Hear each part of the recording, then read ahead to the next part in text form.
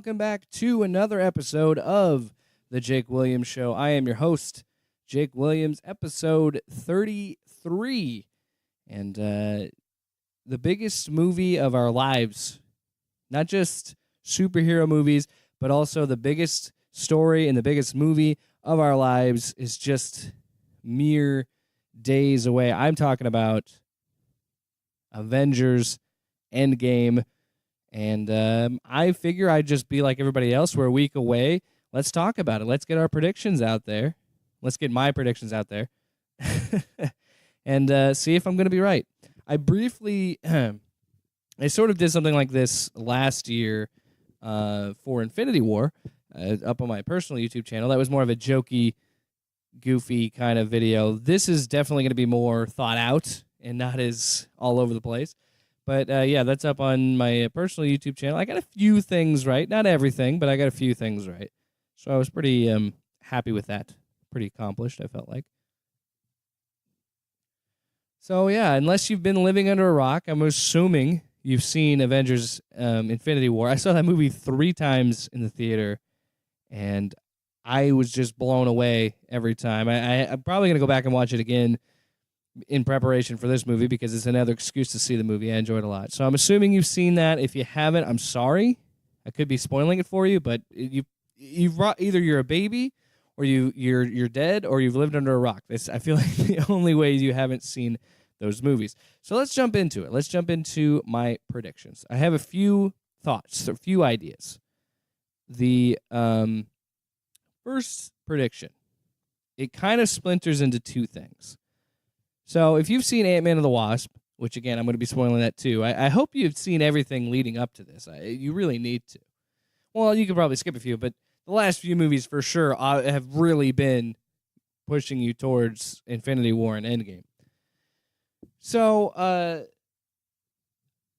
my first theory is, at the end of Ant-Man, the mid-credits scene, Scott Lang, he's hanging out with Michael Douglas, Michelle Pfeiffer, Evangeline Lilly.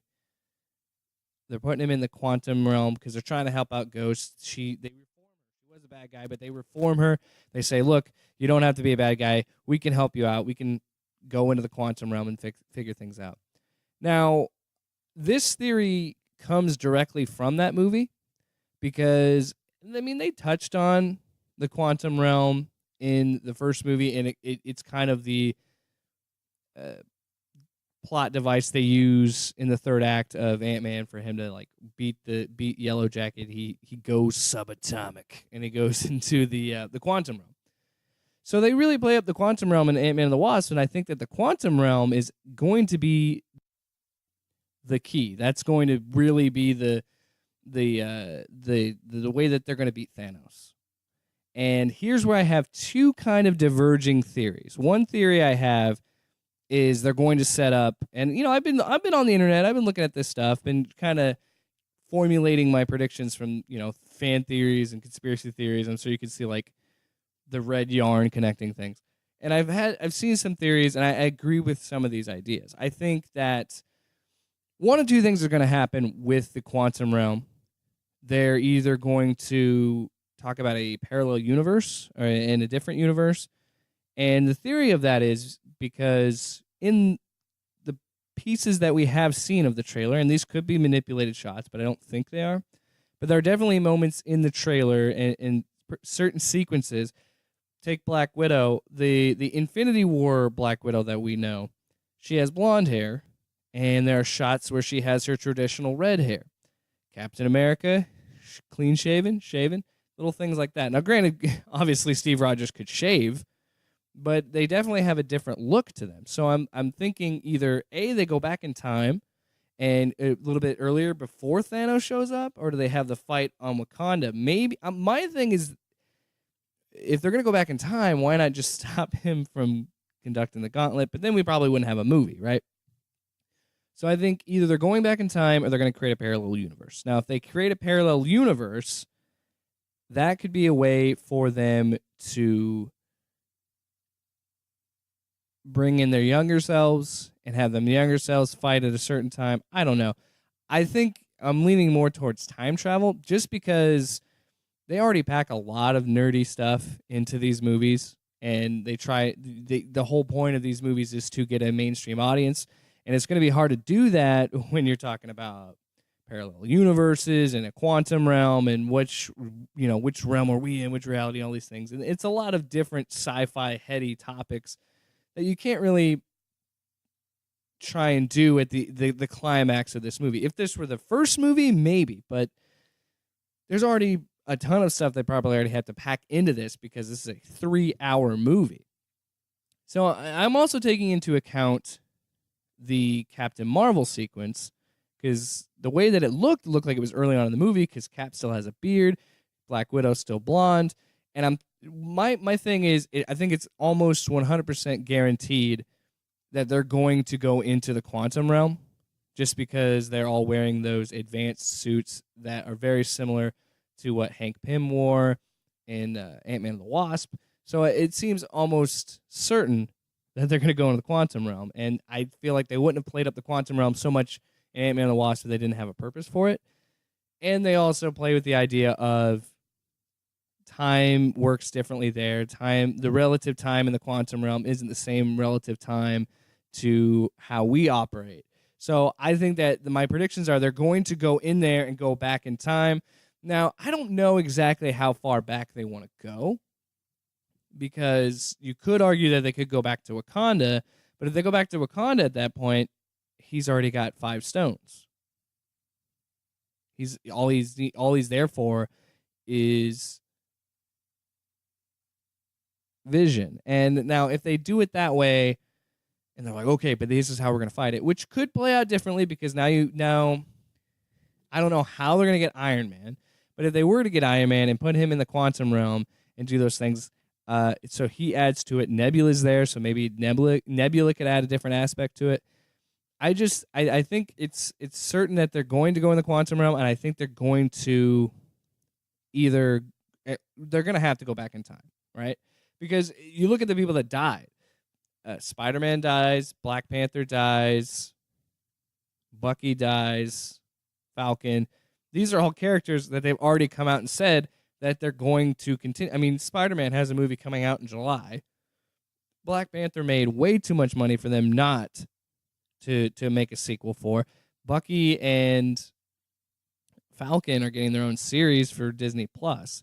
So it's almost certain that they have to go back in time. Now, I could see the argument that maybe they go to a parallel universe and they get those characters from another dimension, another universe.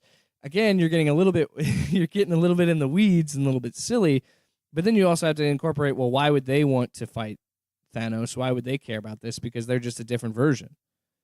It doesn't matter if that other version of them was killed or part of the snap. It doesn't matter. Why would it matter? So, yeah, they're going to do some time travel. My assumption is it will be the fight on Wakanda. Now, I don't know, like, it's 3 hours, so I'm wondering what I'm just trying to formulate in my mind the set pieces. I think it'd be really insane and really out there if they went all the way back to the first Avengers movie. Because in the first Avengers movie, you have the Loki stuff, but then you also, you have the sequence where they mention Thanos at the first time in that movie, and you see him at the end of that movie. Do they go all the way back to Avengers 1 and replay through the trilogy? Because honestly, as silly as that sounds, I'm saying it, I kind of would dig it, because it would be so comic booky, it'd be so out there, and I don't think a lot of people would think that they would do it. Also, I don't know if people would like it, because people would probably be like, what is this shit? What is this quantum realm time travel? Why are we redoing all the other 3 movies of the Avengers? I thought it could be cool, but I honestly don't think that's going to happen. I think that it has to be the final fight before Wakanda, and maybe they go back and they go back to. Well, I don't know about that. I'm also wondering how the hell they're going to get Tony and Nebula, because as we know, they're adrift in space. They were, but none of those other, like, when you look at the people that are on Earth, right? There's Cap, there's Black Widow.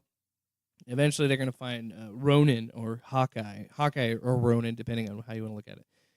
Ant-Man's going to show up in these things.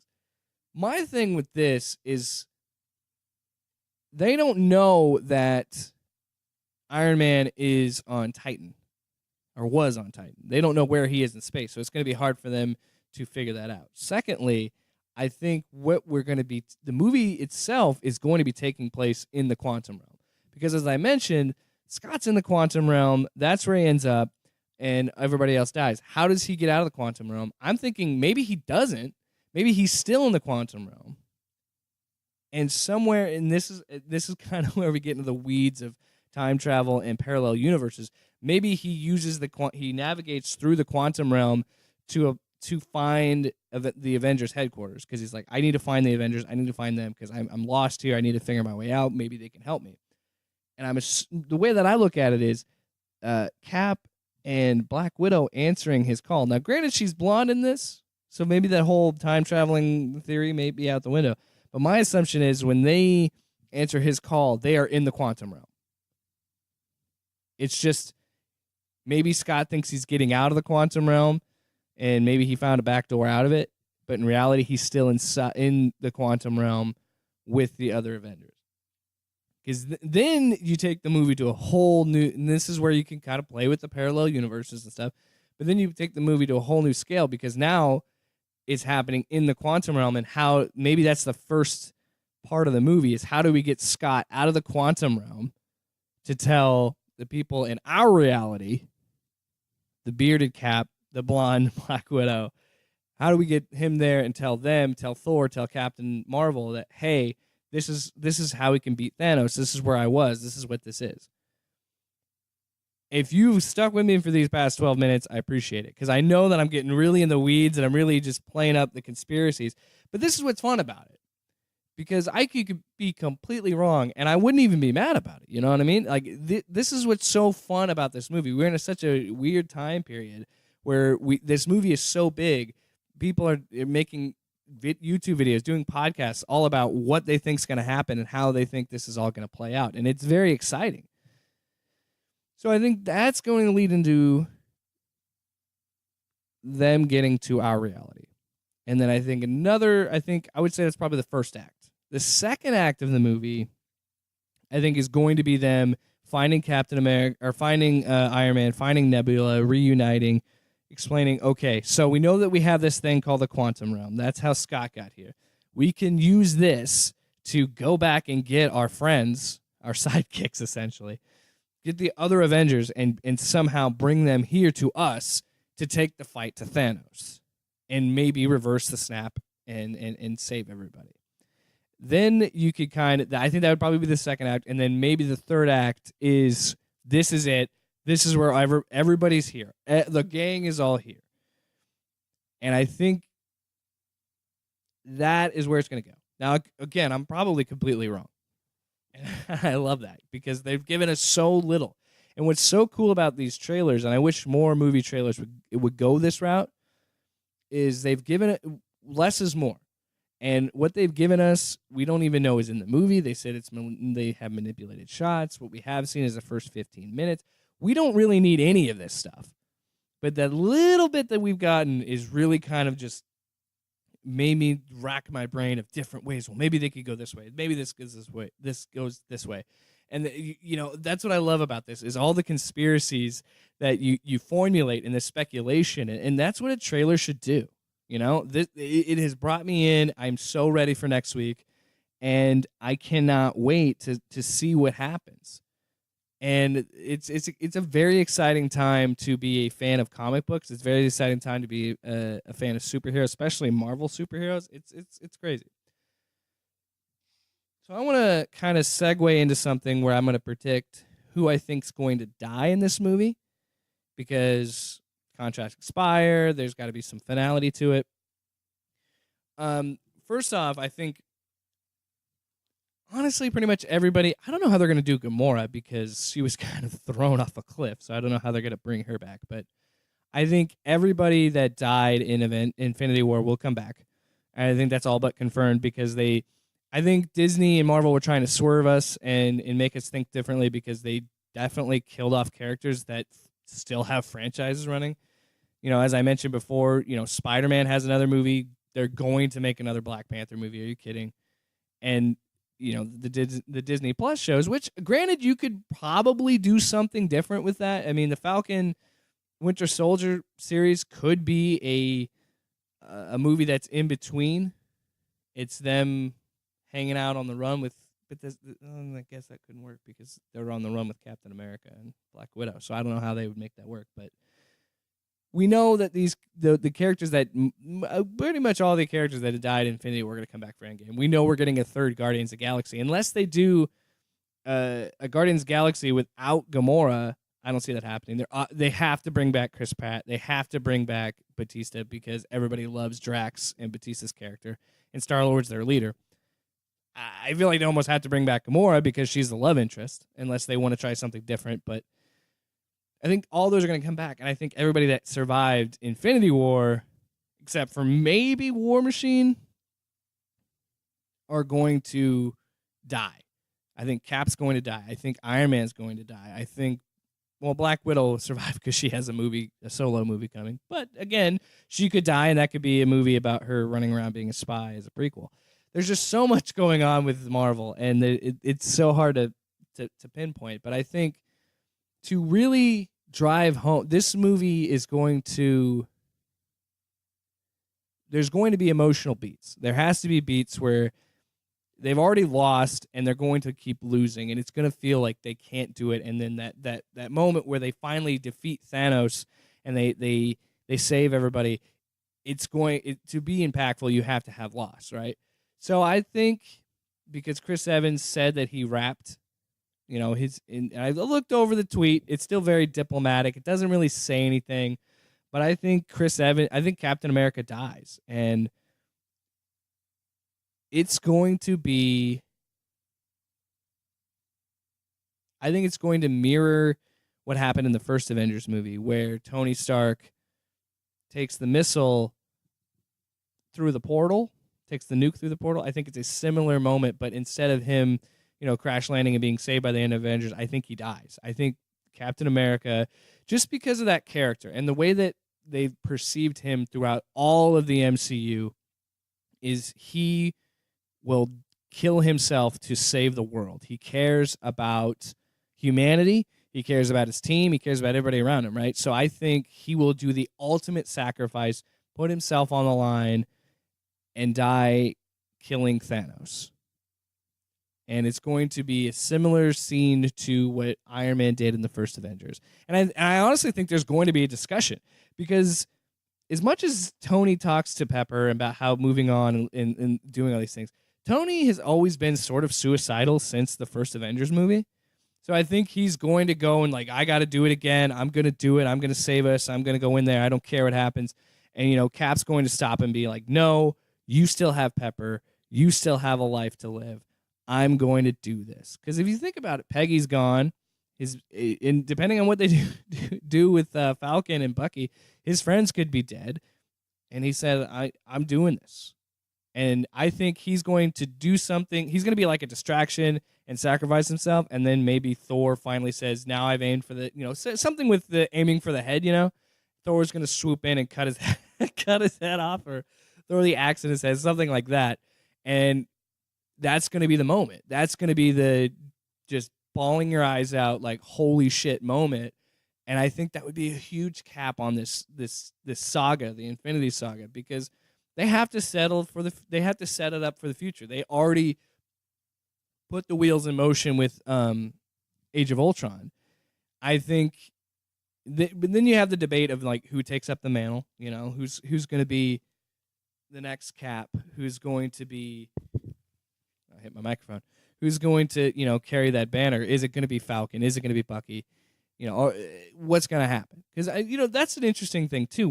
The Winter Soldier and Falcon both have been Captain America at some point, or maybe instead of having that mantle, maybe they just retire with Chris Evans, and Captain America died saving us. Captain America died, bringing the balance back, I guess. And so I think he's going to die. So that way, I think Iron Man's going to survive. And my thought process is, because they teased it way back in Iron Man 3, when he blew up all the suits, and I says, I'm not Iron Man anymore. I'm Tony Stark. I don't need to be Iron Man. This could be out of left field, and this will definitely piss off internet trolls because we know how they are with Captain America or Captain Marvel. Maybe they bring in Riri Williams and she takes up the Captain America, the claim of that. Could be. Maybe Don, I don't. Here's the thing. I don't know if Don Cheadle's going to keep doing it. But I could also see why he wouldn't and keep signing the checks, because Don Cheadle's really not doing anything else other than these Avengers movies and these Marvel movies. So there's a couple ways you could go with that. I think that after all this happens, he settles down with Pepper Potts, and kind of just flies off into the sunset and gives up for good. Will stop being Iron Man, because again, he keeps talking about family and kids, and he's teased it since Iron Man 3 that he doesn't want to do this anymore. So I could see Rhodey taking up the mantle of Iron Man. I could also see maybe there's a little thing that they tease of like the movie's 3 hours. They could probably fit something in there setting up Riri Williams, because they don't seem to have a problem using the more modern storylines and the more modern characters. I could see that. I think Black Widow makes it out. I could also see, I think Hawkeye will die. I think he'll die as Ronin, because I think he's all edgy in Ronin because his family was killed. And he's got a similar situation. He's going to fight and keep fighting and die. But then again, there's the whole Disney Plus series of him passing the mantle to Kate Bishop, so that killed that. As I was saying, and I just remembered that screw Disney Plus. It's spoiling these movies. I don't think Loki will come back. I think Thor will make it out. Honestly, before Ragnarok, I could have seen Thor dying in Infinity War or Endgame. But because the resurgence of the character because of Ragnarok and Infinity War, I think Chris Hemsworth will stay and keep doing Thor movies, which I want because Thor is my favorite Avenger. I don't know if Bruce Banner will die, but I could see him doing something similar to Age of Ultron, where he kind of just gives it up and leaves. Honestly, you could do without Hulk, and that's nothing against Mark Ruffalo. I think he does a great job with what he has, and I love what they've done with the Hulk in Ragnarok and changed kind of his character a little bit, but I don't see it really going anywhere after this movie. So maybe Thanos kills Hulk. I don't know, but I think I think he'll be fine. I'm wondering what's going. It's exciting because I'm just wondering what's going to happen, because I know that this movie they're going to focus on Chris Evans, because they didn't really focus on him at all in the last movie, so they're obviously going to play him up, and they're going to talk about the original 6 a lot more. And I think Cap is going to die. I think he's going to be the one that really lays it on the line and bites it. And that's unfortunate for Captain America fans, but I think if they do it right, I think people are okay. And if they do it the way I'm imagining them doing it, where it's at the end of the movie and it's everything's there, it's devastation, it's the final big fight, and he just comes in and puts it all out there, I could see it happening. And I would want it to happen. It'd be awesome.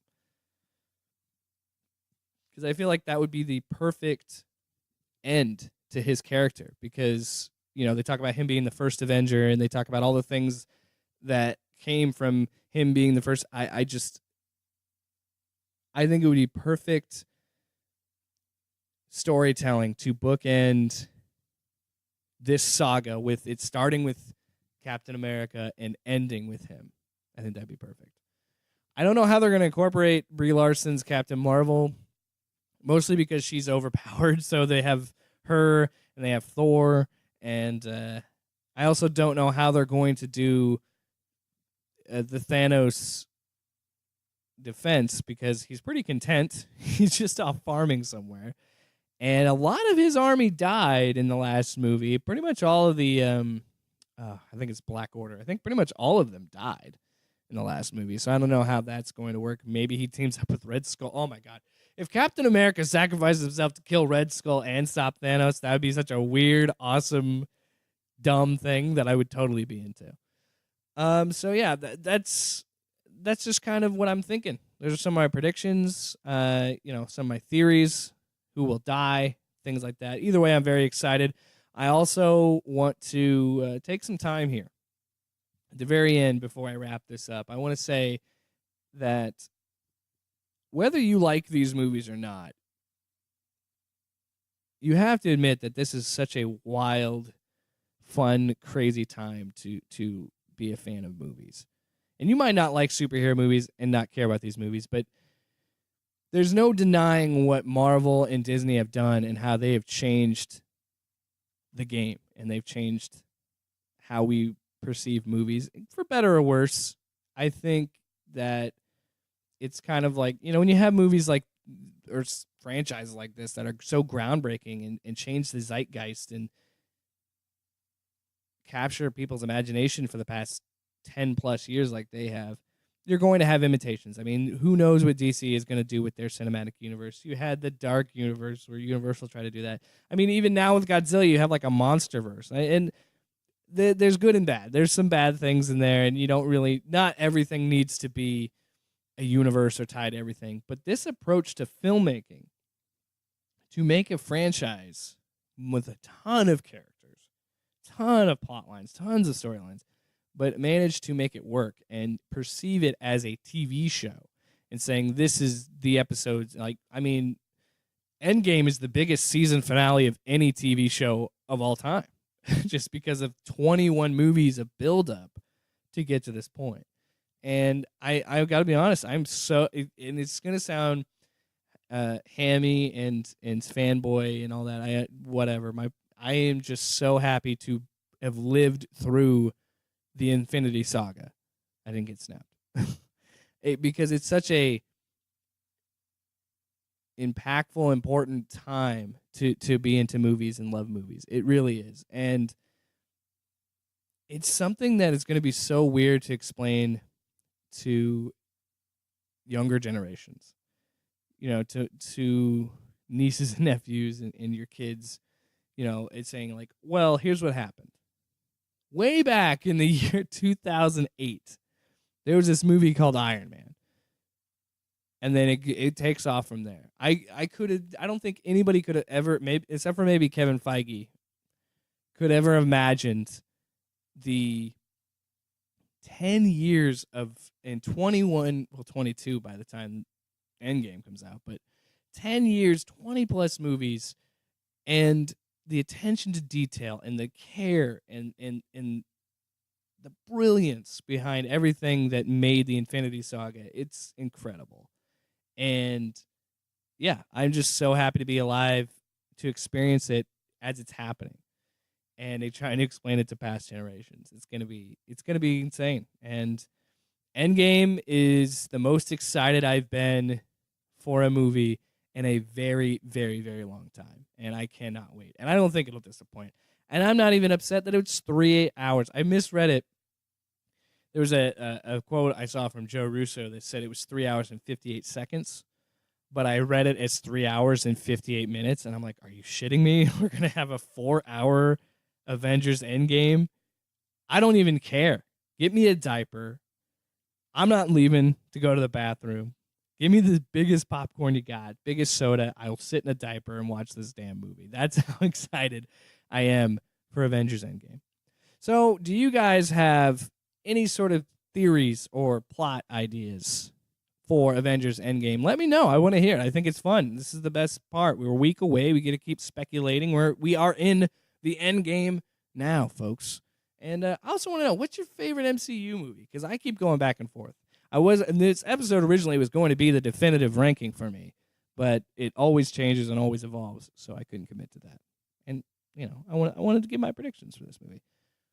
If you like this show, make sure to follow Loud and Opinionated on social media, at Loud Opinionated on Twitter, Loud and Opinionated on Facebook, and Loud and Opinionated Brand on Instagram. You can listen to the other great shows that we have on loudandopinionated.com. I mean, if you're already there listening to this show, why don't you check out the other ones? We have Loud Sports. It's pretty much explains itself. It's a sports podcast I do with Paul Rubidoux and Brennan Plecker. And we just launched a side show, like a companion show to that I do with Brent Pentecost. It's called The Puck Drops Here. It's all about hockey. We're going to keep doing that until the end of the Stanley Cup playoffs, and then we'll bring it back when the new season comes around. Maybe talk a little bit about the draft and stuff afterwards, but that's kind of where we're going with that. And if you want to check out something different, we also have a gaming podcast on Loud and Opinionated, The Underachievers. I do that with Chance Oliver and John Sparks. We talk about some of the biggest topics in gaming, and then we find a certain topic that we want to talk about for however long it needs to be. Because we usually us complaining about stuff, if I'm being completely honest. We also have a side show for that as well called Party Chat, where it is just audio ripped from us playing games together. Because most of the time, believe it or not, we do not talk about the game we're playing. It's mostly this stuff, talking about superhero movies and really whatever is on our minds.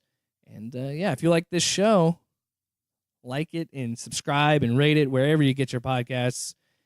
And most importantly, above all else, even when you have to fight the Mad Titan Thanos, be proud, be loud, and be proud.